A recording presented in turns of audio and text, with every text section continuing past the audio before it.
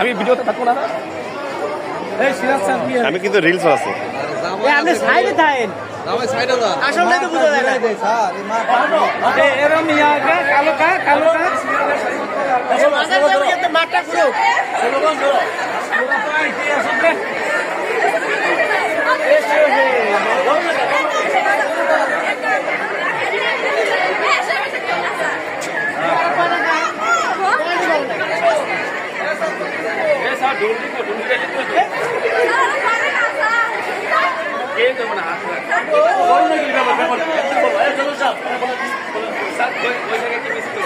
পয়সা